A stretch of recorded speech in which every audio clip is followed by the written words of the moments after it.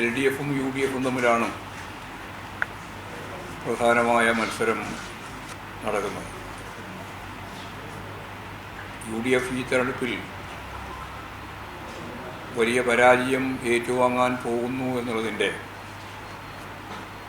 പരസ്യമായ ഒരു പ്രഖ്യാപനമാണ് SDPI കൂടി UDFിൻ്റെ ഭാഗമാക്കുക എന്നുള്ള അവരുടെ തീരുമാനം. അത് കേവലമായ SDPIയുടെ വോട്ട് UDFിന് നൽകുന്നു എന്നുള്ള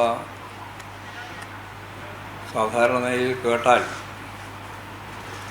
വലിയ പ്രശ്നമില്ലാത്ത ഒരു പ്രയോഗമാണ് എന്ന് ധരിക്കേണ്ടിയില്ല. വ്യക്തമായ കാഴ്ചപ്പാടോടെ UDFിൻ്റെ പരാജയം മുൻകൂട്ടി മണത്തറിഞ്ഞ്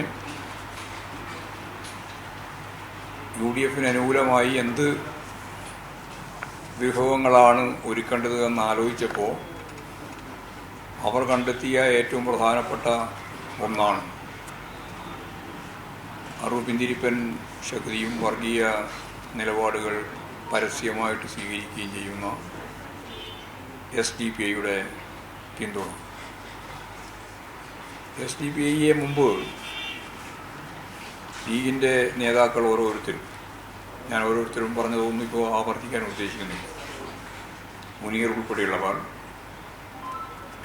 കോൺഗ്രസിൻ്റെ ഏറ്റവും പ്രമുഖരായ VD സതീശൻ, ഷാഫി പറമ്പിൽ ഉൾപ്പെടെയുള്ളവർ SDPIയെ തള്ളിപ്പറയുകയും അവരുടെ വോട്ട് വാങ്ങിക്കൊണ്ടാണ് മത്സരമെങ്കിൽ അതിനേക്കാളും നല്ലത് ഇത് അവസാനിപ്പിക്കുന്നതാണ് എന്ന വരെയുള്ള പ്രയോഗങ്ങൾ ഇവരെല്ലാം നടത്തിയിട്ടുണ്ട്. ഭീകരപ്രസ്ഥാനം എന്ന നിലയിലാണ് ലീഗ് തന്നെ അവരുടെ രക്തസാക്ഷിത്വ ദിനാചരണത്തിൻ്റെ ഭാഗമായിട്ട് തന്നെ ഇവരെപ്പറ്റി, ഇവരുടെ വേട്ടക്കിരയായ മുസ്ലിം ലീഗ് പ്രവർത്തകൻ്റെ മരണത്തെ സംബന്ധിച്ചുൾപ്പെടെ പറയുന്നു. അതെല്ലാം മാറ്റിവെച്ച് ഈ തെരഞ്ഞെടുപ്പിൽ SDPIയുടെ പിന്തുണ നേടാൻ ബോധപൂർവം നടത്തിയിട്ടുള്ള വ്യക്തതയോടുകൂടി വന്ന ഒരു തീരുമാനമാണ് യഥാർത്ഥത്തിൽ ഇപ്പോഴും ഉണ്ടായിട്ടുള്ളത് എന്ന് നമുക്ക് മനസ്സിലാക്കാനാകും. വരാൻ പോകുന്ന തദ്ദേശ സ്വയംഭരണ സ്ഥാപനങ്ങളിലേക്കുള്ള തെരഞ്ഞെടുപ്പിലും പിന്നീടുള്ള അസംബ്ലി തെരഞ്ഞെടുപ്പിലും യോജിച്ച രീതിയിലുള്ള കാര്യങ്ങൾ മുന്നോട്ടേക്ക് നീക്കാം എന്ന കൃത്യമായ നിലപാട് അടിസ്ഥാനപ്പെടുത്തിയിട്ടാണ് SDPI പിന്തുണ പ്രഖ്യാപിച്ചത്. SDPI മുമ്പും പിന്തുണ പ്രഖ്യാപിച്ചിട്ടുണ്ട്.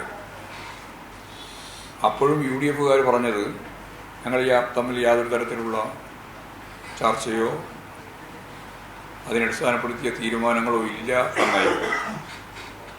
പക്ഷെ അതിനുശേഷം SDPI നേതൃത്വം തന്നെ അവരുമായിട്ട് നടത്തിയ ചർച്ചയുടെ കേന്ദ്രവും ഉൾപ്പെടെയെല്ലാം പരസ്യപ്പെടുത്തിയിട്ടുള്ള കാര്യമാണ്. ഇപ്രാവശ്യവും UDF നേതൃത്വം നിഷേധിച്ചാൽ ഇന്നല്ലെങ്കിൽ നാളെ അതുമായിട്ട് ബന്ധപ്പെട്ട എല്ലാ വിവരങ്ങളും പുറത്തു വരുമെന്ന കാര്യത്തിൽ എനിക്ക് യാതൊരു സംശയമില്ല, മുമ്പ് വന്ന പോലെ തന്നെ. പക്ഷേ ഇത് കേവലമായിട്ടുള്ള ഒരു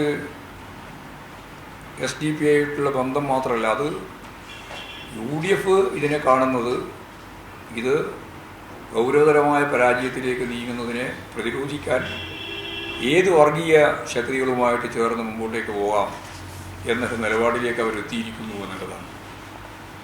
അതിനനുയോജ്യമായ രീതിയിലാണ് K. സുധാകരൻ്റെ പ്രസംഗം, UDF നേതാക്കന്മാരുടെ നിലപാട്. അവർ പറഞ്ഞു ഞങ്ങളുടെ ഒരു അംഗീകാരമാണെന്നാണ്. അപ്പോൾ പറഞ്ഞത് സുധാകരനാണ്, KPCC പ്രസിഡന്റ്. അവരുടെ വോട്ട് നമുക്ക് നൽകുന്നു എന്നുള്ളത് കോൺഗ്രസിനുള്ള അംഗീകാരമാണ്. അങ്ങനെ അംഗീകാരമാണ് എന്ന് പറയുന്ന ഒരു പാർട്ടിയെ സംബന്ധിച്ച് ഓരോന്നും വിശദീകരിക്കാനില്ല. ആരുടെ വോട്ട് എന്നുള്ളതല്ല പ്രശ്നം, ഏത് രാഷ്ട്രീയ ശക്തിയുടെ നിലപാടിനെ അടിസ്ഥാനപ്പെടുത്തിയിട്ടാണ് ആ വോട്ട് എന്നതാണ്. അല്ലാണ്ട് കുറേ ആളുടെ വ്യക്തിപരമായിട്ട് വോട്ട് വാങ്ങുന്നു എന്നുള്ളതല്ല ഇത് തീവ്രവാദ നിലപാട് സ്വീകരിക്കുന്ന വർഗീയ വിഭാഗത്തിൻ്റെ ഏറ്റവും പ്രധാനപ്പെട്ട കരുത്തുള്ള ഒരു വിഭാഗമായി വരും. ഇവർ പിന്നെ കോൺഗ്രസിനെതിരായിട്ടാണ് ഞങ്ങൾ ശക്തിയായിട്ട്, അല്ല ബി ജെ പിക്കെതിരായിട്ടാണ് ഞങ്ങൾ ശക്തിയായി നിലപാട് സ്വീകരിക്കുന്നത് എന്ന് SDP പറയുന്നത് യാതൊരു കാര്യമില്ല. കാരണം തമിഴ്നാട്ടിൽ അവർ ഞങ്ങൾക്കെതിരായിട്ടാണ് മത്സരിക്കുന്നത്, അവിടെ ബി ജെ പിക്കെതിരായിട്ടല്ല. AIDMKയുടെ ഒപ്പം നിന്നുകൊണ്ടാണ് അവിടെ മത്സരം നടത്തിക്കൊണ്ടിരിക്കുന്നത്. അതുപോലെ ഇന്ത്യ മുന്നണിയുടെ ഭാഗമായിട്ടുമല്ല. അപ്പോൾ അതൊക്കെ അവസരവാദപരമായ വിശദീകരണം മാത്രമാണ്. യഥാർത്ഥത്തിൽ അവർ ഇവിടെ UDF അതിൻ്റെ നിലനിൽപ്പിൻ്റെ ഭാഗമായിട്ട് പരാജയം കൃത്യമായിട്ട് മനസ്സിലാക്കിയിട്ട് നിലപാട് സ്വീകരിക്കുന്നു എന്ന് മാത്രമേ പറയാൻ സാധിക്കൂ. ഇടതുപക്ഷ ജനാധിപത്യ മുന്നണി അതിശക്തിയായ രീതിയിലുള്ള മുന്നേറ്റം കുറിച്ചുകൊണ്ടിരിക്കുന്ന തെരഞ്ഞെടുപ്പ് യുദ്ധമാണ് യഥാർത്ഥത്തിൽ കേരളത്തിൽ പ്രത്യേകിച്ചും നടന്നു വരുന്നത്.